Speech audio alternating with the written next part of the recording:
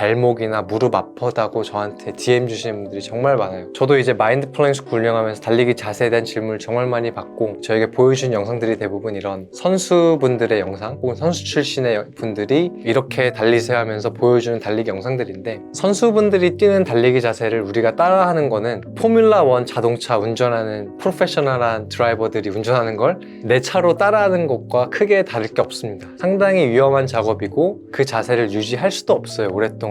그런 선수들이나 그런 자세를 따라하지 않으시면 좋겠고요. 안녕하세요.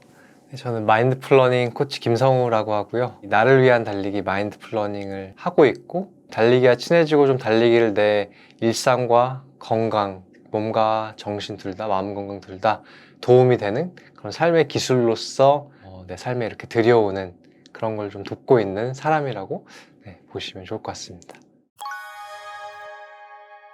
올바른 러닝 자세는 없습니다. 이게 무슨 말이냐면은, 달리기를 누가 하느냐, 또 달리는 지면의 성질, 달리는 지면의 경사, 또 그 달리기를 할 때 속도에 따라서 그 한 사람의 달리기도 그 달릴 때 가장 최고의 자세가 다 달라져요. 그러니까 저도 평소에 평지를 달릴 때 자세, 오르막을 달려 올라갈 때 자세, 평소에 달리기가 아니라 대회에 나가서 예를 들어서 내리막길을 전속력으로 뛰어갈 때 자세가 다 달라집니다. 달라질 수밖에 없고요. 달리기는 상당히 그 달릴 때 환경과 맥락에 따라서 정말 유기적으로 변해야 하는 움직임이에요. 그래서 저도 이제 마인드 플러닝 스쿨 운영하면서 달리기 자세에 대한 질문을 정말 많이 받고, 그런 분들이 저에게 보여주신 영상들이 대부분 이런 선수분들의 영상 혹은 선수 출신의 분들이 이렇게 달리세요 하면서 보여주는 달리기 영상들인데, 선수분들이 뛰는 달리기 자세를 우리가 따라하는 거는 약간 포뮬라1 자동차 운전하는 그런 프로페셔널한 드라이버들이 운전하는 걸 내 차로 따라하는 것과 크게 다를 게 없습니다. 상당히 위험한 작업이고 그 자세를 유지할 수도 없어요, 오랫동안. 나는, 내 몸은 그 준비가 안 돼 있고, 그 선수들이 그렇게 자세를 만드는 거는 그 선수들이 그 자세를 만들려고 그걸 만드는 게 아니라, 이미 그들의 몸은 그렇게 선수들이 나가는 대회에서 뛸 때 그렇게 자세가 만들어져야 가장 효율적이기 때문에 그렇게 달리고 있는 거예요. 근데 그거를 우리가 평소에 대회도 아니고 조깅할 때 따라한다는 거는 상당히 이런 어색하고 부작용을 많이 줄 거예요. 그래서 그런 선수들이나 그런 자세를 따라하지 않으시면 좋겠고요. 평소에 뛸 때 그냥 정말 내 몸이 편한지 계속 인지하시면서 그 자세를 찾아가는 게 좋은 것 같아요. 그래서 상체의 자세도 너무 뒤로 젖히지 않고, 그래서 또 앞으로 수그리고 상체를 닿는 게 아니라 척추가 길어진 상태에서 살짝 앞으로 떨어뜨리는 자세 정도? 그렇게 하면 좋으시고, 팔도 주먹이나 이 팔이 너무 앞으로 나가 이런 식으로 크게 휘두르는 게 아니라 좀 무게중심 쪽으로 갖고 오시고, 옆으로 휘두르는 것도 안 좋겠죠. 앞으로 가는 건데 달리기. 그래서 옆으로 가는 게 아니라 이렇게 이 정도? 약간의 위아래 또 뒤로 당기는 거 신경 써주셔서 하시면 좋을 거고요. 선수들이 하는 거 절대 안 따라 하셔도 좋고, 다리 무릎의 높이나 그런 것도 달리기를 빨리 뛰시면은 저절로 무릎이 올라갈 겁니다. 근데 평소에 조깅하고 있고 천천히 뛰고 있는데 무릎을 높게 올려야 잘 달리는 거다 해서 무릎을 의식적으로 올리려 하시면은 그것도 어색해지고 상당히 부자연스러운 움직임이 계속 만들어져서 에너지 낭비도 있고 부상이 올 확률이 커집니다. 그래서 무릎은 빨리 달리시면 저절로 올라가니까 크게 그렇게 신경 쓰실 필요 없고, 한 가지 또 말씀드리고 싶은 거는, 달리기 착지 관련해서 많은 분들이 이제 이게 발이면은 뒤꿈치, 중발, 앞발 해서 이제 미드풋 혹은 포어풋 착지를 많이 하려고 의식적으로 내 다리랑 발의 움직임을 만드셔서 그 착지를 하시려 하는데, 그렇게 해서 이제 막 발목이나 무릎 아프다고 저한테 DM 주시는 분들이 정말 많아요. 특히 왜 그러냐, 의식적으로 계속 내 발을 이런 식으로 디딜러 하니까 당연히 더 긴장되겠죠, 발목이나 무릎이나 근육들이. 그러니까 이제 에너지 손실되고 효율적이지 않고 부상이 오는 건데, 절대로 착지를 발의 모양으로 만들려 하지 마시고, 달릴 때 이제 1분당 내 두 발이 닿는 횟수를 이제 케이던스 혹은 스트라이드 레이트이라고 해요. 그 케이던스를 좀 더 빠르게 해보셔서, 케이던스가 빨라지면은 알아서 중발이 만들어집니다. 케이던스를 빨리 하는데 뒤꿈치 착지 몸이 못해요. 이거 불가능합니다. 그래서 발의 모양으로 중발 착지나 앞발 착지를 만들지 마시고, 달리실 때 속도는 유지하시되 케이던스를 늘리셔서 혹은 케이던스를 빨리 하셔서, 근데 그 말은 보폭을 줄이셔야겠죠. 속도는 유지하고 있는데 케이던스 빨라지니까 보폭을 줄여야 속도가 유지가 될 겁니다. 그래서 케이던스를 빠르게 하셔서 케이던스를 빠르게 하는데 착지가 더 편해졌고 가볍고 한 중간에 떨어지는 것 같아. 그러면 그 정도로 충분해요. 네, 절대로 의도적으로 발의 모양으로 포어풋, 미드풋 하시면 나중에 정말 다 부상 오고 탈납니다. 그래서 그거 꼭 말씀드리고 싶었어요. 네, 달릴 때는 뒤꿈치 착지하면은 달릴 때 이렇게 공중에 있던 상태에서 뒤꿈치로 떨어지면은 뒤꿈치 완전 뼈거든요. 그래서 그 충격을 흡수를 못해요. 그래서 적어도 중발 정도 착지를 해주셔야 아킬레스 건이랑 종아리 애들이 그 어떻게 보면 충격을 스프링처럼 에너지로 사용할 수 있게 흡수했다가 또 이렇게 사용을 할 수가 있게 됩니다. 근데 이제 그렇다고 해서 뒤꿈치가 달릴 때 먼저 닿으면 안 된다는 건 아니에요. 살짝 뒤꿈치 닿고 무게가 이제 중간에 실려서 이렇게 가면은 괜찮아요. 문제가 되는 거는 뒤꿈치 착지를 하는데 무게도 거기에 실려버려서 모멘텀이 죽어버리고 충격도 다 이제 관절이나 허리에 받으면서 부상이 올라가고 그 다음에 다시 또 추진력 만들어내면 이제 효율도 떨어지고 그래서 무게 중심이 그 실리는 타이밍일 때 뒤꿈치만 땅에 안 닿았으면 큰 문제가 없기 때문에 네. 저는 가장 좋은 달리기는 좀 무념무상 아무런 생각 없이 하는 달리기가 가장 좋은 달리기라고 생각해요. 지금 이 순간 내가 달리고 있지만 그 달리는 움직임이 만들어지는 것에 내 생각이 개입하지 않는 달리기가 정말 좋은 달리기예요. 내 몸이 알아서 다 알고 있어요. 어떻게 움직임을 만들면 좋은지. 그러니까 몸의 구조상 특별히 문제가 없는 분들이라면 그러니까 한 근육이 뭐 작동을 안 한다거나 그런 문제가 있으시다면 좀 재활을 받고 그 다음에 달리기 해야겠죠. 근데 이미 뭐 걷는데 또 달리는데 문제가 없는 몸이면 내 생각이 개입되면 개입될수록 달리기 움직임은 갈수록 어색해지고 부자연스러워지고 비효율적이 돼요. 그래서 자세 교정 그런 거 받는 게 상당히 위험한 게 특히 초보분들은 나에게 편한 자세를 스스로 찾아가는 시간이 필요한 건데 이미 약간 교과서처럼 그런 국대나 엘리트 선수들의 자세가 좋다고 교정을 받아버리시면은 앞으로 계속 달리실 때마다 그 자세 생각하느라고 내 몸이 편한 자세를 찾아갈 수가 없어요. 그래서 그런 자세 교정을 받으시는 건 저는 좀 조심하시면 좋겠고 내 호흡이 편한 속도로 내 몸에 힘 빼고 긴장 푼 상태로 그냥 달리시다 보면 알아서 좋은 자세 찾아가기 때문에 또 근데 그게 또 시간이 걸릴 수밖에 없죠. 당연히 뭐 테니스나 골프도 자세 찾아가는 시간이 걸리잖아요. 근데 다만 이제 테니스나 골프처럼 자세 교정을 받는 게 저는 추천을 드리지 않는 이유는 그게 이제 너무 비효율적이고 어색해지고 선수들이 대회 뛰는 자세를 내가 평소에 편하게 뛸 때 따라하는 것 자체가 너무 이게 말이 안 되기 때문에 그런 부분들을 말씀드리고 싶어요. 네, 그래서 가장 안 좋은 자세는 아까 말씀드린 것처럼 발 모양으로 중발 만드는 거 진짜 위험하고요. 그거는 좀 조심하면 좋을 것 같아요. 너무 뻣뻣하게 달리는 거. 그러니까 많은 분들이 약간 달릴 때 자세가 이렇게 척추 펴고 가슴 열고 해야 된다면서 너무 가슴을 열고 등이랑 허리에 무리가 되게 이렇게 달리세요. 약간 로봇처럼. 근데 이거 딱 봐도 저 너무 긴장되고 경직돼 있죠. 푸셔야 됩니다. 그거 대신에 그냥 정말 척추가 말씀드린 것처럼 하늘에 누군가 내 머리에 밧줄 달아놨고 그걸 위로 당기고 있다는 식으로 해서 척추를 길게 하시면은 긴장 다 풀어져 있고 여기 코어에 힘이 들어가요. 배 근육에.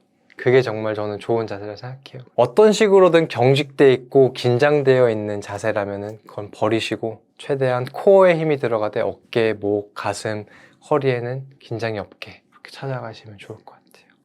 달리시다 통증 느끼시면은 일단 멈추시는 게 좋고요. 또 확인해야 하면 좋을 게 이게 약간 뾰족한 뭐 바늘이나 송곳으로 찌르는 듯한 그 약간 신경 쪽에 그런 짜릿한 통증이신지 아닌지 일단 확실하게 구분을 하셔서 신경적인 통증이라면 정말 완전 멈추시고 그 통증의 원인이나 왜 그런지 전문가를 찾아가셔서 좀 살펴보신 후에 또 재활을 하고 하는 걸 추천드리고요. 그런 신경적인 통증이나 찌릿한 통증이 아닌 약간 근육통이라면은 뭐 한 2, 3일 정도 쉬어주고 그게 좀 나아졌을 때 다시 달리기를 하셔도 아마 괜찮을 거예요. 그리고 뭐 무릎이나 발목 이런 부상은 이렇게 무리하신 분들이 항상 경험하시는 부상인데 이렇게 부상을 당했을 때 언제 다시 뛸 수 있을지 좀 헷갈리실 텐데 당연히 걷는 데 문제가 없어야 되고요. 달리기를 다시 하시려면 두 발로 뛸 때 괜찮은지 보시고 한 발로 총총 뛰어봤을 때 괜찮다고 보시고 한 발로 총총총 뛰는데도 괜찮다면은 천천히 정말 걷는 속도로 달리는 움직임 만드는 걸로 다시 시작하셔도 괜찮을 거예요.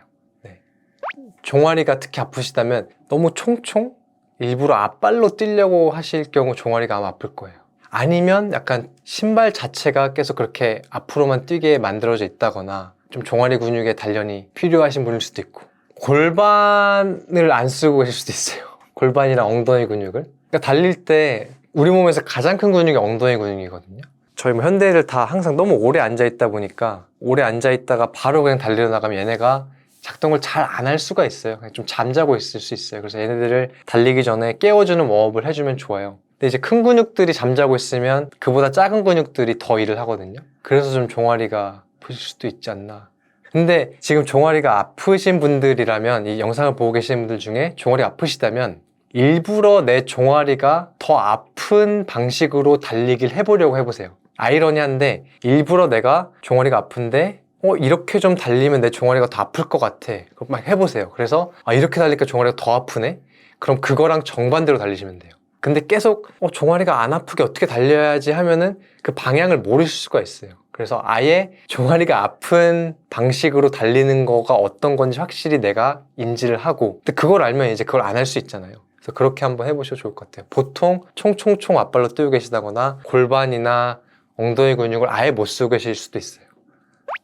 달리기도 그렇군요. 달리기뿐만 아니라 모든 운동에서 호흡이 저는 일단 가장 중요하다고 생각해요. 그 호흡이 중심에 있고, 그 호흡이 무너지고 내가 호흡 컨트롤 할 수 없게 되면 그 순간부터 이제 뭔가 하나씩 문제가 생기는 거예요. 근데 이제 달리는 분들 중에 많은 분들이 내가 지금 어떻게 호흡하고 있는지 인지도 하지 않으시고, 이 호흡을 잘 해야 오래 부상 없이 잘 달릴 수 있다는 걸 모르세요. 그래서 달리기 전에 제 수업에 오시면 항상 저희는 호흡 명상으로 시작을 해요. 그래서 호흡에 내 주의를 다시 갖고 오고 호흡에 집중해보는 시간을 가짐으로써 그 호흡 명상하고 나서 달릴 때도 계속 내가 내 호흡에 대한 인지를 잊지 않고, 특히 코호흡만으로도 편한 속도를 계속 지킬 수 있게, 그래서 호흡 명상을 달리기 전에 하는 걸 추천드려요. 달리기를 할 때 제가 제안드린 호흡법은 코로만 숨 쉬는 거예요. 들숨 코로, 날숨도 코로. 이렇게 코로만 호흡하는 걸 제안드리는 이유는 크게 두 가지가 있는 것 같아요.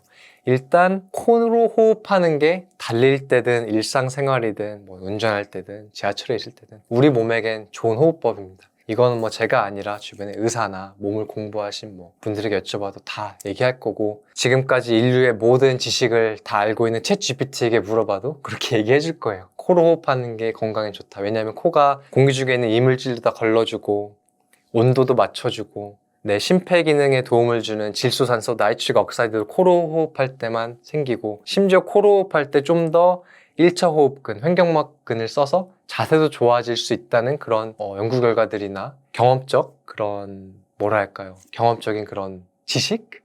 아무튼 그런 호흡이 코로 호흡하는 게 자세도 좋아진다는 그런 것도 있습니다. 그래서 일단 호흡 자체를 코로 호흡하는 게 좋기 때문에 달릴 때도 코로 호흡하자는 게 제 취지이고 제 코칭의 큰 부분이고, 두 번째로 제가 달릴 때 코로 호흡하는 이유는 오버페이스 하지 않기 위해서예요. 코로만 호흡해도 편한 속도로 달리시면은 무리하기가 정말 힘듭니다. 코로 호흡하는 걸로 이렇게 제한을 걸어두면. 근데 그렇게 제한을 걸어두는 이유는 달리기를 하는 분들 중에 많은 분들이 부상을 입고 나중에 달리기 몸을 상하게 하는 운동이야, 달리기 힘든 운동이야, 달리기 나 안 해, 이렇게 하시는 이유는 결국에는 내 몸이 감당할 수 없는 속도로 계속 달리려고 하고 그런 속도로만 달리다 보니까 몸이 과부하가 오고 부상이 오는 거거든요. 근데 코로만 호흡해도 편한 속도로 내 속도에, 달리는 속도에 제한을 걸어 두시면 그렇게 무리를 하지 않게 됩니다. 그래서 달릴 때 호흡은 코로만 하시면 좋겠어요. 특히 여름이랑 겨울에, 여름에 이제 코로 호흡하시면 갈증도 더 늦게 와요. 여름에 입으로 호흡하시면 입도 빨리 마르게 됩니다. 그리고 겨울에는 차가운 공기가 입으로 호흡하면 바로 폐로 들어오거든요. 폐에 정말 안 좋아요. 그래서 코로 호흡하시면 조금 더 따뜻한 공기가 들어와서 폐 건강에도. 그거는 만약에 축구 선수, 테니스 선수처럼 운동을 하다가 임팩트 하는 타이밍이 있잖아요. 예를 들어서 테니스 선수는 칠 때, 축구 선수는 발로 찰 때, 숨을 입으로 할 때 가장 큰 이유는 긴장감을 해소하는 거거든요. 저희도 지금 보시면 한번 해보시면 좋을 것 같아요. 보시는 분들도 한번 숨을 크게 코로 들이마시고 입으로 길게 내쉬어보시면 긴장감이 상당히 완화된 걸 느끼실 거예요. 그래서 축구 선수나 테니스 선수 같은 경우 보시면 아마 칠 때 입으로 강하게 뱉어내는 거를 훈련을 받아요. 또 스프린트 할 때도 이런 식으로. 달리기, 제가 하는 달리기는 800m 이상의 중장거리 달리기에 포커스하고 있는데, 그 달리기는 계속 평안함을 유지하는 데 포커스 둬야지 어느 한순간만 긴장감을 이완하는 데 포커스 둘 수가 없잖아요. 그렇기 때문에 날숨도 코로 하면서 그 스테빌리티를 유지하는 게 전 더 중요하다고 보고, 물론 당연히 뛰다가 뭐 언덕이 나와서 갑자기 긴장이 확 들 때 입으로 숨을 내쉬면서 긴장을 확 풀어주는 거, 그런 거는 괜찮죠. 근데 계속 입으로도 숨을 내쉬면은 입안이 더 마르고 갈증도 빨리 올 거고, 저희가 숨을 내쉴 때도 신체 안에서는 산소 교환이 일어나요. 세포에서 호흡을 하기 때문에. 근데 입을 벌리는 순간 압력 차이가 확 떨어지기 때문에 그런 산소 교환 그런 효율이 떨어진다는 그런 연구 결과들도 있어요. 그래서 장기적으로 꾸준히 이렇게 오래 하는 중장거리 달리기에는 코로 호흡하는 게 유리하다고 보고 있습니다. 가장 중요한 것 같은데, 달리기 초보이시면은 정말 무리하지 않으신 거? 근데 무리하지 않는 방법은 호흡이 편한 속도로 유지하는 거. 호흡이 편하게 여유 있게 달리시면 좋겠어요. 그러면 이제 또 아마 궁금하실 게, 그렇게 여유 있게 편하게 해도 운동이 돼요? 달리기 실력이 늘어요? 이렇게 질문하실 텐데, 그렇게 해야 늘어요. 결국에 중장거리 달리기는 내 몸이 산소를 얼마나 더 많이 잘 활용할 수 있냐가 결국 키포인트예요. 생리학적으로. 산소를 더 많이 잘 활용할 수 있는 사람일수록, 그런 몸이 만들어져 있을수록 더 오래, 더 빨리 달릴 수 있어요. 혹은 더 오래 내가 목표로 한 속도를 유지할 수 있어요. 지치지 않고. 근데 그렇게 내 몸이 산소를 더 잘 활용하려면 몸이 산소를 활용할 수 있는 강도에서 운동하는 시간을 더 많이 보내셔야 돼요. 근데 몸이 산소를 활용해서 운동하기에 가장 적합한 강도는 편한 강도예요. 대화를 할 수 있고, 달릴 때 웃을 수 있고, 미소를 지을 수 있고, 찡그리지 않고, 긴장이 너무 들지 않아도 되고.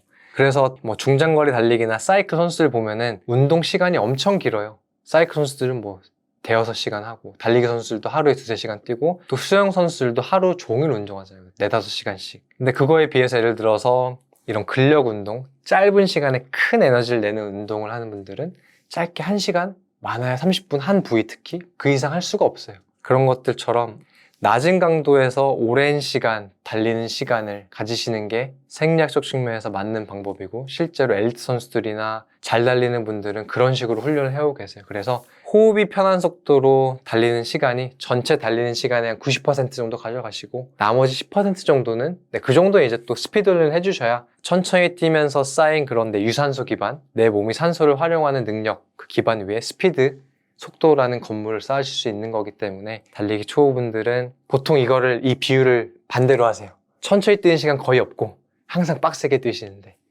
천천히 뛰는 시간을 90%로 하시면 정말 도움 많이 되실 거예요. 계절별 러닝 가이드는 이제 한국도 이제 사계절이 아니라 거의 이제 여름, 겨울인 것 같아요. 봄이랑 가을은 정말 빨리 지나가고. 그래서 여름, 가을 약간 계절별 러닝 가이드로 말씀을 드려보면은, 여름에는 뭐 일단 선스크린 꼭 하시면 좋겠고요. 저도 오랫동안 선스크린을 안 바르고 달렸는데 슬슬 좀 이제 피부가 더 안 좋아지는 것 같아요. 그래서 선스크린 바르셔서 미리미리 피부 관리를 해주시고, 좀 이쁘게 탈 수 있게 타더라도, 여름에 땀을 많이 흘리다 보니까 추가적으로 전해질 보충은 꼭 필요한 것 같아요. 그래서 그걸 이온 음료로 하시던가, 아니면은 그런 전해질 테이블렛, 전해질 탭 같은 거를 그냥 생수에 넣으면 이게 녹으면서 이렇게 전해질 음료가 만들어지거든요. 그래서 그런 거를 꼭 달리기 전에 또 마시셔서, 달릴 때 땀으로 전해질이 계속 배출돼도 몸이 좀 문제없이 달리기 이어나갈 수 있게 하시면 좋고요. 여름은 당연히 더우니까 가능하시다면 해 뜨기 전에 새벽에 뛰면 좋은데, 그게 상당히 이른 시간이어서, 그래서 보통 이제 해 지고 나서 달리기를 많이 하시는 것 같고, 그게 저도 좋은 것 같아요. 겨울 달리기 때 좀 팁을 드리면, 사실 겨울이 저는 달리기 가장 좋은 계절인 것 같아요. 밖은 춥기 때문에 어느 정도 내가 옷만 잘 입으면 적정 온도가 계속 유지되고, 더 더워지지도 않고 더 추워지지도 않아요. 그 대신 이제 첫 그 추위가 무섭기 때문에, 겨울에 근데 달릴 때는 춥다고 해서 많은 분들이 이제 좀 너무 두껍게 입거나 패딩을 입고 달리실 수 있는데, 달리다 보면은 열이 올라오기 때문에 패딩 같은 거 입으면 너무 더워져요. 그래서 오히려 달리기를 이어나가기 힘들어요. 그래서 겨울엔 달리러 나가셨을 때 살짝 춥다 하는 정도로 티셔츠나 긴팔 위에 바람막이 자켓, 그리고 당연히 장갑이랑 털모자 쓰셔서 손이랑 귀는 좀 따뜻하게 하시고, 살짝 추운데 느껴지실 정도로 옷 입고 나가시면은 서서히 달리기 하시다 보면은 체온이 올라오면서 쭉 오래 그 추운 날씨에 달릴 수 있는 체온이 유지가 될 거예요. 그래서 장갑, 모자 너무 두껍게 입지 않는 거 좀 말씀드리고 싶네요. 그리고 달리러 나가시기 전에 미리 달리고 와서 뭐 따뜻하게 뭘 마실지 생각해 놓으셔서 오시자마자 좀 따뜻한 물 끓여서 뭐 꿀을 섞어 드신다거나 아니면 차를 마신다거나 하시면 아주 기분 좋게 달리기가 마무리가 되실 거예요. 네, 달리기 이제 시작하신다면은 저라면 5km 정도 대회부터 할 것 같아요. 인터넷 구글이나 네이버에 전국 달리기 대회 치면은 그 웹사이트가 있어요. 전국에 있는 달리기 대회들을 쫙 나열해준. 거기 보시면은 뭐 서울은 거의 뭐 한여름 빼고는 매주 뭐 5km, 10km 대회가 있고 지방에도 있기 때문에 일단 저는 5km부터 시작할 것 같아요. 그래서 5km부터 해보셔서 완주를 해보시고 그 다음에 뭐 10km 대회도 나가보시고 그 다음에 뭐 하프, 풀마라톤은 개인적으로 1년 정도는 충분히 여유 시간을 두셔서 풀마라톤 완주 목표가 아니라 풀마라톤을 완주하고 나서 다음 날에도 편하게 뛸 수 있을 정도로 몸이 준비가 된 상태로 또 풀마라톤 완주하고 하면서도 웃을 수 있고 결승선 통과했을 때도 여유 있게 들어오기 막 죽을 뻔 하다가 살아나온 사람이 아니라 그래서 1년 정도 차근차근 준비하시고 풀마라톤을 뛰면은 저는 좋을 것 같아요. 많은 분들이 풀마라톤을 막 2, 3개월 준비하고 뛰었다가 막 그냥 어떻게든 그걸 완주하셔서 근데 몸에 무리가 오죠. 그래서 무릎 나가시고 발목 나가시는데 그러지 않으셨으면 좋겠어요. 저는 첫 공식 풀마라톤을 작년에 나갔거든요. 그래서 한 10년 만에 나갔어요. 근데 물론 풀마라톤 거리보다 긴 거리는 그전에도 많이 뛰었죠. 뭐. 산을 좋아해가지고 80km 뛰기도 하고 근데 저는 애초에 뭐 로드러닝을 안 좋아하기도 해서 그런 거기도 한데 대회에 너무 많은 의미가 부여되는 것 같아요. 약간 달리기 문화에서 그래서 꼭 풀마라톤 완주가 러너로서 해야 할 거가 아니다. 부담 없이 했으면 좋겠다. 네. 네, 저는 절대 추천하지 않아요. 그러니까 대회에서 기록 내는 거에 이렇게 내가 연연하고 그거를 쫓다 보면은 달리기가 재미가 없어지고 무리해서 달리게 되고 결국 부상이 오실 확률이 너무 높아져요. 그러신 분들을 너무 많이 봤고 저도 그랬고 그렇지 않은 분들도 있겠죠. 근데 많지는 않으신 것 같아요. 선수가 아니라면 굳이 대회 완주가 달리기의 목표여야 될까? 그것보다는 달리기를 내가 얼마나 더 즐겁게 하고 달리기가 내 삶에 도움이 될 수 있게 조절을 하는 게 더 중요하지 않을까? 네. 그 맨발 달리기 수업은 이제 말 그대로 맨발로 달리는 수업이에요.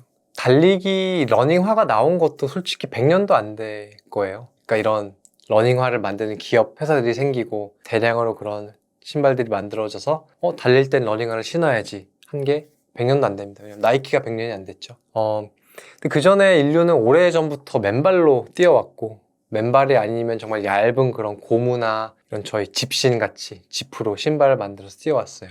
이미 우리 몸은 이런 러닝화 없이도 충분히 뛸 수 있게 준비가 돼 있는 몸인데 러닝화에 의존하면서 특히 어렸을 때부터 신발에 의존하면서 걷고 뛰는 데 필요한 특히 이런 발목 부분, 아킬레스건 또 발바닥에 있는 오밀조밀한 관절들과 근육들이 발달이 안 돼 있어요. 현대인들의 대부분. 그런 이 맨발을 있는 그대로 우리가 달릴 때 느껴보면서 맨발로 달릴 때 신발 신고 달릴 때 어떻게 다른지 직접 느껴보고 더 이 달리기 움직임이 잘 만들어지는 걸 경험하면서 이렇게 달릴 수도 있구나. 또한 맨발로 달릴 때는 정말 발바닥으로 풀밭의 그런 촉감을 느끼는 게 정말 기분이 좋고 뇌를 정말 깨우게 돼요. 평소에 자극이 없던 발바닥에서 그런 땅을 밟고 흙, 풀 그런 자극이 올라오면서 뇌가 아주 깨어나면서 아주 기분 좋은 감각, 그런 기분도 좋아지고 그렇기 때문에 스트레스도 해소되고 그래서 이제 그런 부분들에 초점을 맞추면서 맨발 달리기 수업을 운영하고 있어요. 그래서 오시면 달리기를 정말 원초적으로 즐겁게 자유롭게 하는 걸 많이들 경험하시고 다들 어린아이 같은 표정으로 이렇게 달리기를 하시고 기분 좋게 가시곤 합니다.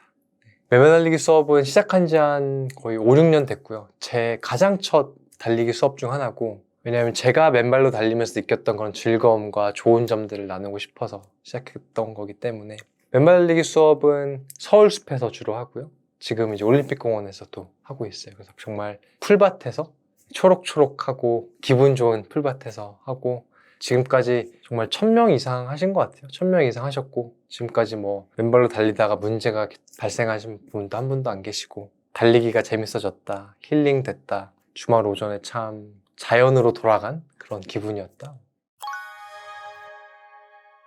그래서 마인드 플러닝은 3가지 법칙이 있어요. 그래서 그 3가지 법칙 말씀드리면 첫 번째는 코로만 호흡해도 편한 속도로 뛰는 거예요. 달리기 하실 때 많은 분들이 킬로미터당 몇 분, 그래서 페이스를 그렇게 6분 페이스, 5분 페이스 이렇게 맞춰서 뛰실라 하시는데 그게 아니라 코로만 호흡해도 편한 속도로 내가 뛰고 있는지 그래서 인지하시면서 내 호흡이 지금 편한지 아닌지 호흡이 불편하다면 속도를 좀 늦추고 호흡이 너무 편하면 살짝 좀 속도를 내보고 그렇게 아주 유기적으로 나의 호흡, 내 몸의 지금 상태에 맞춰서 정하는 게 일단 가장 중요하고요. 두 번째로는 거리 기준이 아니라 시간을 기준으로 달리는 거예요. 그래서 뭐 5km, 뭐 3km, 10km 이렇게 거리를 정해서 달리는 게 아니라 시간으로 30분, 뭐 40분, 혹은 뭐 60분 이렇게 차근차근 시간을 늘려가면서 그렇게 달리는 게 두 번째 법칙이에요. 그렇게 하는 이유는 이 거리를 기준으로 달리시면은 어떻게든 그 거리를 채워야 하는 압박감이 생길 수밖에 없어요.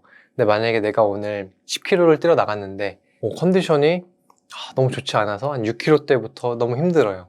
근데 10km를 채워야 한다는 압박감이 있고 채우려 하면은 어떻게든 내가 최대한 내 달린 속도를 유지해서라도 그 10km를 채워야 되는 건데 시간을 기준으로 달리시면은 예를 들어 내가 오늘은 60분을 달리기로 했어요. 60분을 달리러 나갔는데 한 3, 40분 때부터 좀 힘들어요 오늘. 시간을 기준으로 달리시는 분이라면은 그냥 속도를 아주 편하게 줄이시고 남은 시간은 내가 너무 무리하지 않게 속도를 줄이셔서 달릴 수 있는 그런 여유가 있고 그런 약간 유연하게 대처할 수 있어요. 그래서 시간을 기준으로 달리면은 좀 더 무리하지 않게 또 부상 위험 없이 계속 내 달리는 시간을 쌓아가면서 앞으로 계속 달리는 실력도 늘리는데 필요한 그런 달리기를 할 수가 있어요.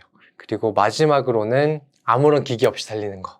달릴 때 뭐 음악 들으면서 신나게 뛰는 것도 좋고 기계가 있어서 핸드폰으로 사진 찍고 뭐 그런 기억을 남기는 것도 좀 좋지만 가능하면은 아무런 기계 없이 시계, 핸드폰, 이어폰도 없이 달리면서 정말 내 몸에서 일어나고 있는 현상들 모든 것들 또 내 주변 환경들을 있는 그대로 느끼면서 달리는 걸 마인드플러닝에서는 마지막 세 번째로 강조를 드려요. 그렇게 달리면은 좀 더 내 몸을 인지할 수 있게 되고 또 달리면서 무리하지 않게 호흡도 잘 인지할 수 있고 또 달릴 때 저는 정말 내 마음을 이렇게 좀 돌아보고 자기 성찰의 시간으로서 참 좋은 것 같아요 달리기가. 그래서 이렇게 좀 생각을 정리하고 좀 나랑 좀 더 친해지는 그런 시간이 그렇게 좀 될 수 있는 것 같아요.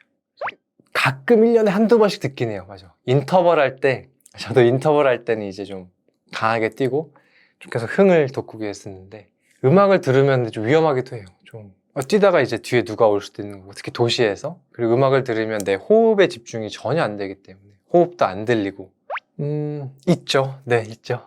근데 시간이 안 간다고 느껴질 때 이거를 바라봐 보는 마음 수련도 되는 것 같아요. 어떻게든 이 달리는 시간이 빨리 가서 이 지루함은 없어지되 운동 효과는 얻고 싶은 마음이잖아요. 어떻게 보면 약간 서두르는 마음이기도 하고 조급한 마음이기도 한데 당연히 저도 있고 누구나 있죠. 근데 그런 마음을 있는 그대로 바라볼 때 참 좋은 것 같아요. 그 마음이 계속 있는 게 아니라 올라왔다가 없어지는 걸 발견하기도 하고 이 마음에 내가 끌려다니지 않아도 된다는 걸 알아차릴 수 있는 그런 좋은 기회를 주는 것 같아요. 네. 가능하면 실외가 좋긴 하죠. 아까 그 기계 없이 달리는 거 말씀드렸는데 제가 말하는 그런 기계는 나의 몸의 지금 상태를 숫자로 알려주는 그런 기계들을 말씀드린 거예요. 뭐 GPS 시계, 뭐 달리는 거리, 속도, 심박 알려주는 거. 저가 근데 쓰는 기계는 그냥 전자시계 간단한 거 2, 3만 원짜리 그거는 그냥 달리는 시간을 내가 스탑워치로 체크할 수 있잖아요. 그래서 이제 그걸로 저는 시간을 재고 이 정도 뛰었네 하고 할 수 있게 하고 있어요. 마인드 플러닝에서 자세는 두 가지로 나눌 수 있을 것 같아요. 첫 번째는 뭐 몸의 자세, 두 번째는 마음의 자세인 것 같은데 몸의 자세는 일단 너무 이상한 자세만 아니면 저는 괜찮다 생각해요. 엘리트 선수들이나 뭐 케냐 선수들 다 보면은 그 선수들 사이사이에서도 자세가 다 맘대로입니다. 다 제각기고요. 대신에 근데 그 선수들은 정말 이상한 자세를 안 하죠. 가끔 가다 정말 이상한 자세를 하는 선수도 있긴 한데 대부분 그러니까 평균값으로 옵니다. 그러니까 어떤 말이냐, 상체도 너무 뒤로 젖히지 않고 또 너무 앞으로 수그린 것도 아니고 그리고 팔은 이렇게 너무 이렇게 옆으로 돌리지 않고 또 너무 위아래로 하지 않고 이 주먹이 내 무게중심에서 너무 떨어져 있지 않아요. 떨어져 있을수록 팔을 휘두르는데 힘이 더 들어가거든요.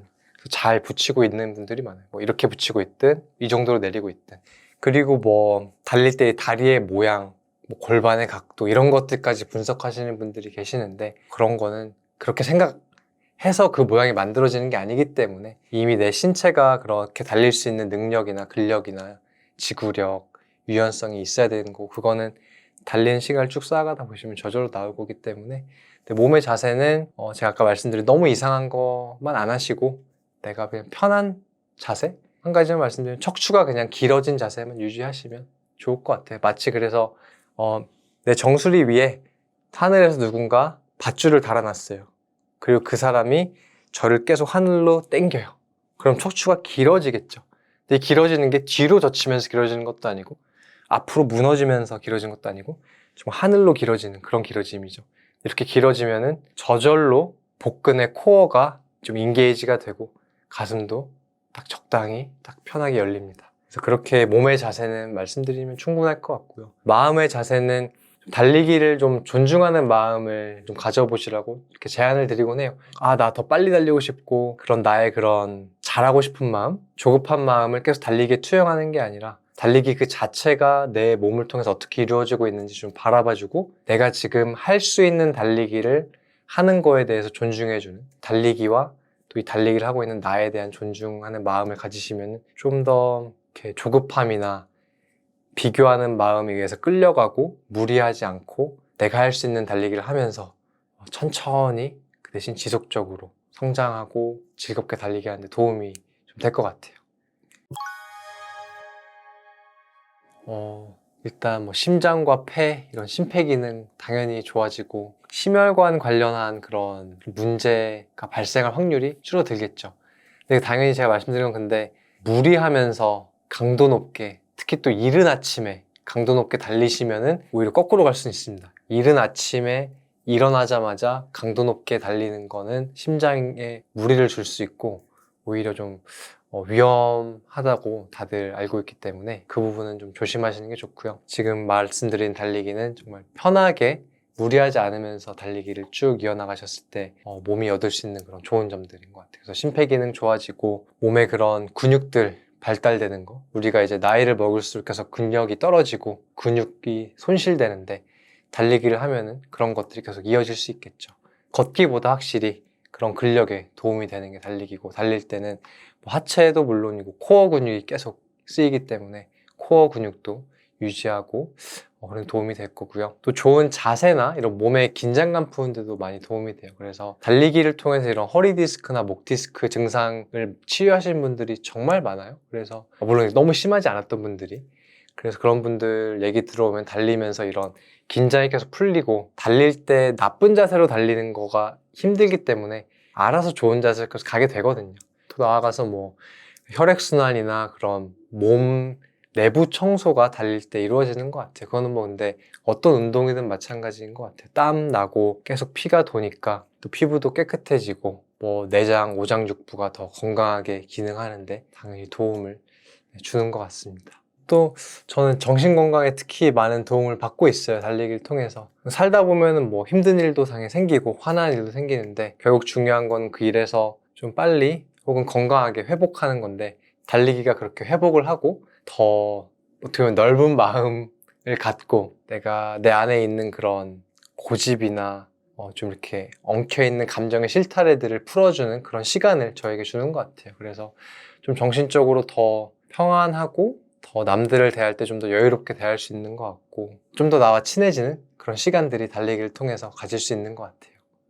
달리기 하시는 분들이 좀 다양하게 훈련을 하세요. 그래서 달리기라는 큰 원이 있다면 그 안에 조깅, 편하게 뛰는 거, 혹은 마인드풀 러닝 이렇게 있을 거고, 인터벌 훈련이라는 게 있어요. 그래서 인터벌 훈련은 이런 육상 트랙에서 주로 하시고 정해진 거리를 정한 목표로 뛰고 정한 시간 동안만 딱 쉬고 그걸 반복하는 거예요. 그래서 예를 들어서 뭐 400m 인터벌을 한다. 400m를 90초 안에 약간 3분 45초 페이스인데 킬로미터당 90초 안에 뛰고 뭐 30초나 1분 쉬고 다시 또 90초 안에 4m 뛰고, 이건 좀 산소를 활용한 능력도 당연히 훈련 자극이 되겠지만 그것보다는 무산소 능력, 내 몸이 좀 짧은 시간 안에 강한 강도로 출력을, 그런 힘을 내는 그런 강한 스피드로 뛰는, 높은 스피드로 평소보다 그거에 적응하는 훈련으로서 약간 그럴 때 발생하는 젖산들을 다시 재활용하는 그 시스템에 좀 자극을 좀 주고, 그 시스템을 또 발달해주고 그런 걸로 보시면 될 것 같고요.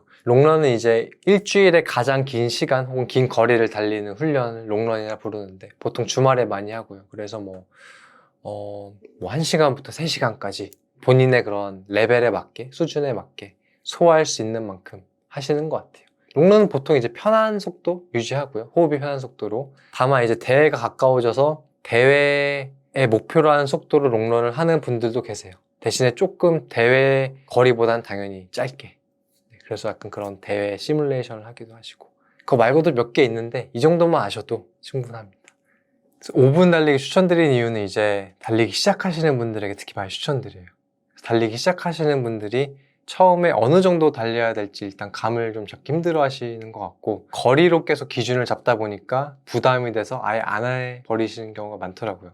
근데 이 5분이라는 시간은 약간 5분 달리기는 나도 할 수 있지 않나? 라는 그런 호기심을 갖게 해주고 좀 가볍게 다가가는 데 도움을 주는 것 같아요. 그래서 시작하는 분들에게 일단 5분으로 시작해 보세요 라고 좀 조언을 드리고 항상 뭐 5분만 달리세요 그건 아니고요. 5분으로 시작해서 하실 수 있는 만큼 또 일상생활에서 여유가 나는 만큼 어떤 날은 5분만 달릴 수도 있는 거고 어떤 날은 또 컨디션도 좋고 시간이 돼서 10분, 20분 달리실 수 있는 거고 그렇게 차근차근 달리기와 친해져 가고 달리기를 하는 여정의 시작을 이제 5분으로 가볍게 해보자 전달하고 있어요. 그리고 마인드풀 러닝 스쿨에서는 이제 정말 5분부터 시작해서 3시간까지 무리하지 않고 달릴 수 있는 시간을 쭉 늘려가시는 걸 도움을 주는 프로그램도 있어요. 파트가 여러 개 나눠져 있습니다. 처음에 5분부터 15분, 그 다음에는 15분부터 30분까지, 30분에서 60분까지 나눠져 있기 때문에 그런 것들을 약간 골라서 하실 수 있고 이 멤버십은 유료 멤버십이지만 이제 5분부터 60분까지는 달리는 거는 누구나 이 프로그램을 사용할 수 있게 이제 오픈을 준비하고 있어요. 그래서 영상이 나갔을 때 아마 오픈이 되어 있을 것 같아서 제 인스타나 유튜브에 들어오셔서 이 프로그램을 활용해 보셔도 도움이 많이 될 겁니다. 이 프로그램으로 5분 시작해서 70분, 풀마라톤, 50km 막 트레일 러닝까지 달리신 분들 있으시기 때문에 도움이 될 거예요.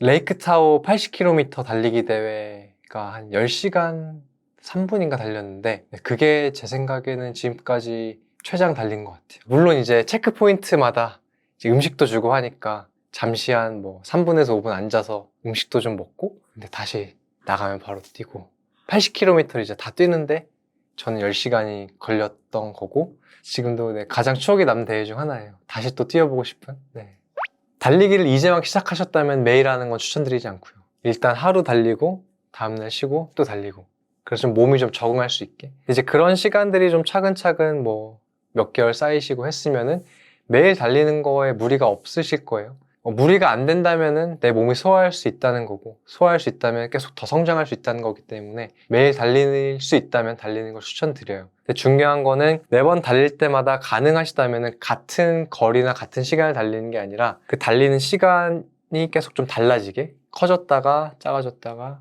커졌다가 작아졌다가 그래서 예를 들어서 일주일에 5시간을 달리세요. 예를 들어서 그러면 총 300분이잖아요. 그럼 그 300분을 일주일에 예로 5번 달린다고 생각할게요. 그러면 매일 1시간씩 5번 달리는 게 아니라 5일을 하루는 30분 뛰고 그 다음날 60분 뛰고 그 다음날 40분 뛰고 그 다음날은 80분 뛰고 이렇게 30분, 60분, 40분, 80분 그 다음엔 몇 분 근데 이게 지금 제가 300분을 다 커버한지는 모르겠는데 이런 식으로 강약 있게 하시면은 내 몸이 소화할 수 있는 달리기의 그런 달리기를 할 수 있는 능력이 점점 더 커지고 깊어질 거예요. 그래서 매번 같은 시간, 같은 거리 달리는 것보다 그렇게 분배하시면 달리기를 훨씬 더 잘하실 수 있게 될 거예요. 달리기만 하면은 이제 달릴 때 쓰는 그런 근육들, 또 달릴 때만 쓰이는 그런 움직임 패턴들만 쓰니까 안 쓰이는 근육들도 생기고 달릴 때 우리가 다 정말 좋은 자세나 좋은 테크닉으로 달리는 경우는 드물기 때문에 어떤 한 부위의 근육이 좀 더 많은 일을 해서 부상 위험이 올라갈 수도 있어요. 그래서 그럴 땐 이제 약간의 웨이트 리프팅, 웨이트 트레이닝이나 요가 혹은 필라테스 혹은 킨 스트레치를 통해서 관절이나 근육의 그런 힘, 가동성 등을 좀 보강을 해주면 좀 부상 없이 좀 오래 더 지속 가능하게 달리는데 도움을 줄 수 있는 것 같아요. 요가가 진짜 도움이 많이 되거든요, 달리기에. 계속 이제 특히 달릴 때 장요근도 계속 달릴 때만 사용되는 범위로만 계속 수축 이완하다 보니까 상당히 뭉치거든요. 근데 그걸 이제 요가 뭐 다운독이나 다운독도 이제 햄스트링 그리고 또 코브라 자세, 부장가산하라고 그거 하면 이제 안면이 열리면서 자율근도 좀 이완이 되고 배 약간 안쪽에 약간 좀 자율근 되게 큰 근육인데 약간 그 뒤 허리부터 이렇게 좀 이렇게 배 안쪽으로 와서 다리 끝까지 또 이어져 있기도 하고 상당히 중요한 근육인데 우리가 못 쓰죠. 현대인들은 너무 오래 앉아 있다 보니까 거기가 많이 굳어져 있어요. 그래서 그 자율근만 풀어줘도 진짜 시원하고 달리기 움직임 만드는데 많이 도움이 되죠. 그래서 자기 전엔 그래서 저 항상 자율근 마사지 하고 자거든요. 그냥 마사지 공 같은 게 있어요. 그래서 그거를 이제 자기 전에 엎드려서 그 공을 제 자율근 위에 놓고 그 상태로 그냥 숨을 쉬어요. 그러면 진짜 아플 수도 있어요. 안 하신 분들. 근데 그거를 좀 아프고 그 정말 이상한 그 느낌을 참아가면서 자율근이 좀 이완되게 하는 거죠. 그래서 저도 요가는 일주일에 적어도 한 번은 혼자서 하고 있고 요가 말고도 스트레칭은 항상 자기 전에 간단히라도 특히 이제 뭉친 부분이 느껴질 때 하고 있고요. 근력 운동도 가능하면 일주일에 한 번 정도는 좀 제 몸무게에 더한 체중을 실어서 그거를 좀 내 몸이 느끼고 근육들이 그런 정도의 출력을 낼 수 있게 런지, 스쿼트, 데드리프트 같이 하체, 또 골반, 고관절 도움이 되는 운동들이나 벤치프레스, 푸시업, 풀업 같이 좀 상체에 좀 자세를 좀 잡아주고 단련을 해주는 운동들을 하는 것 같고 저도 이제 전체 달리는 시간의 10% 정도는 좀 고강도 훈련을 하는데 그때 좀 도움이 되게 이렇게 웨이트 훈련도 하고 있어요. 명상은 정말 호흡에 집중하는 걸 좀 다시 익히고 좀 마음을 달리기 전에 차분하게 하는 그런 데 도움이 되기 때문에 달리기 전에 호흡 명상을 하는 거를 추천드리고 킨 스트레치 같은 경우는 이제 관절의 그런 가동 범위를 좀 늘려주고 조금 끝 범위에서 이제 그런 근육이나 관절이 좀 잘 버텨내고 그런 것들을 해주는 운동이어서 그건 부상 방지에 또 도움이 많이 되고 달리기 움직임을 좀 더 잘 만드는 데 도움이 또 되는 것 같아요. 일단 가장 달리기에 도움이 되는 건 달리기인 것 같아요. 달리기의 시간을, 달리는 움직임에 내 몸이 시간을 쓰는 게 가장 중요하긴 합니다. 또 달리기 전후 스트레칭은 달리기 전에는 동적 스트레칭, 뭐 예를 들어서 이렇게 손목 스트레칭을 한번 보여드릴게요. 손목 스트레칭도 이렇게 한 자세로 오래 유지하면 이제 정적 스트레칭을 하고 여기서 이제 이런 식으로 의식적으로 범위를 길게 이런 걸 정적 스트레칭이라고 해요. 동적 스트레칭. 이게 동적 스트레칭. 달리기 전에는 동적 스트레칭을 해주시면 좋고 달린 후에 정적 스트레칭 해주시면 좋아요. 이거는 가끔 저한테 이거 물어보시면서 갑론을박이 많다고 하시는데 이건 이미 끝난 이야기예요. 이미 논문이나 많은 연구 결과로 운동 전에는 동적으로 스트레칭 해주고 운동 후에 정적으로 스트레칭 해주는 게 좋다는 게 이미 결론이 난 부분이기 때문에 그런 식으로 해주면 좋을 것 같아요. 그래서 동적으로 뭐 햄스트링, 고관절, 좀 점프도 해주고 다리 차기 흔들어주고 그런 걸 달리기 전에 해서 고관절도 풀어주고 어깨도 이렇게 좀 크게 흔들어주고 한 자세에서 오래 있는 게 아니라 달리기 전에 가장 좋은 웜업은 한 발로 내 몸을 지탱하고 한 발로 내 몸을 앞으로 나아가는 걸 조금 무리 없이 해주는 그런 웜업이 가장 좋아요. 그래서 한 발에 내 체중을 실은 상태에서 좀 버텨보는 거 약간 런지 자세에서 무릎이 좀 발 앞까지 최대한 나가게 한 다음에 버텨보는 거랑 두 발 뛰기 왜냐면 달리기가 어떻게 보면 한 발 뛰기를 계속 이어가는 거잖아요. 그래서 두 발 뛰기로 천천히 우리 이제 달릴 거 알려주고 그 다음에 한 발로 뛰는 거 총총총 오른쪽 3번 왼쪽 3번 이렇게 아주 무리 없이 점프 동작하는 게 웜업으로 저는 추천드리고 그리고 무엇보다 달리기 처음 시작했을 때 5분에서 10분은 정말 걷는 속도로 달리는 움직임을 내가 만들면서 내 오늘 컨디션 좀 점검하고 내 몸에게 우리 이제 달릴 거야 5분 10분 정도 알려주는 시간을 가지시면은 웜업이 아주 잘 될 거고 부상이나 그런 위험이 많이 줄어들 거예요. 달리기 전 음식 관련해서 뭐 탄수화물, 단백질 이런 것도 뭐 중요는 하지만 그렇게 크게 신경은 안 써도 괜찮긴 해요. 근데 당연히 뭐 달리기 전에 단백질은 너무 포만감이 있고 소화하는데 오래 걸리기 때문에 달리기 전에는 당연히 탄수화물이나 약간의 지방, 포만감을 살짝 줄 수 있게 허기진 상태라면 그게 좋고 공유해드리고 싶은 거 하나는 케냐 선수들이 먹는 식단을 공유해드리고 싶은데 케냐 선수들의 식단은 80% 탄수화물, 20% 단백질이에요. 그리고 그들은 달리기 전에 항상 아무것도 안 먹어요. 아침에 일어나서도 공복에서 달리고 아침 먹고 잠시 쉬다가 달리러 나갈 때도 그냥 달리러 나가고 근데 그 말은 그들은 이미 공복에서도 내 지방을 연료로 에너지를 만들어내는 시스템이 많이 발달되어 있기 때문에 가능한 거기도 해요. 그래서 이제 달리기 시작하시는 분들은 달리기 전에 약간의 탄수화물은 뭐 나쁘진 않은데 또 그들은 그렇게 하고 있다는 거. 80% 탄수화물로 뭐 옥수수, 밥, 쌀, 그리고 엄청 많은 야채, 뭐 나물 같은 류를 좀 볶아 먹기도 하고 마늘, 양파, 토마토랑 단백질은 이제 가끔 먹어요. 단백질도 보통 대부분 식물성 단백질을 많이 먹어요. 콩을 정말 많이 먹고 가끔 정말 이제 양고기나 닭고기 혹은 생선 먹는 것 같아요. 전 달리기 전에 아몬드 한 줌 정도를 자주 먹어요. 약간 좀 포만감까진 아니어도 좀 허기진 상태로 달릴 때는 상당히 조금 달리기 오래 하기 힘들더라고요. 그래서 달리기 전에 좀 배고픈데 그렇다고 뭔가 식사를 하긴 좀 그럴 때 그냥 아몬드 한 줌, 10알 정도 먹고 물 한 컵 정도 마시고 나가면은 그 아몬드에 있는 그런 지방이 좀 포만감을 주기 때문에 또 아몬드 소화하는데도 오래 걸리고 가벼운 탄수화물로만 이루어진 빵보다는 좀 저는 선호하고 있어요. 달리기 전에는 당연히 좀 소화하는데 편한 음식을 드시는 게 좋고 그리고 가능하면 식사를 하고 나서 2시간 후에 좀 소화가 된 상태에서 달리는 걸 추천드려요.